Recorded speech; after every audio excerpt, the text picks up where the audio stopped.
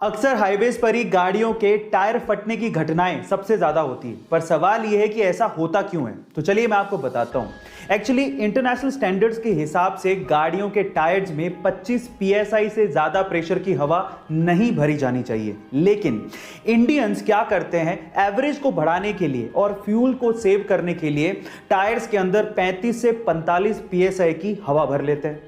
अब जब हाईवे पर वो गाड़ी दौड़ाते हैं तो टायर्स इतने गर्म हो जाते हैं कि अंदर की जो हवा है वो फैलने लगती है, और फैलने से इतना ज्यादा प्रेशर बन जाता है कि टायर बर्स्ट हो जाता है, टायर फट जाता है। इसीलिए अपने गाड़ियों के टायर्स में 25 psi से ज्यादा की हवा ना भरें। गाइस, इंडिया और पाकिस्तान में थोड़ा सा प्यार बांटते हैं, और आपको भी पता है कि प्यार का एक रास्ता खाने से होके गुजरता है।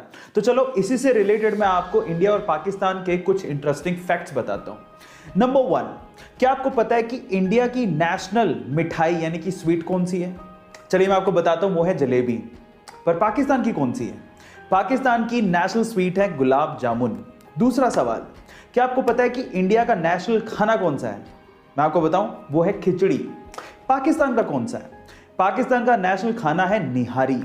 पर मजे की बात यह है कि इंडिया और पाकिस्तान दोनों का नेशनल फ्रूट एक ही है, और वो है मैंगो। आजकल ऑनलाइन का जमाना है और आजकल लोग ऑनलाइन के थ्रू पेमेंट्स भी कर रहे हैं। कितनी अच्छी बात है।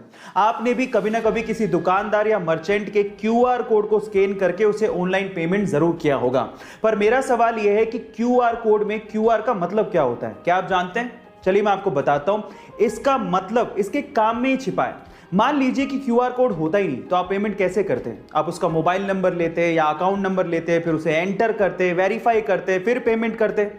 आजकल सिंपल हो गया है, आप सीधे क्या करते हो, QR कोड को स्कैन करते हो और पेमेंट कर देते हो। इसका मतलब आप पेमेंट को क्विकली रिस्पॉन्ड कर रहे हो।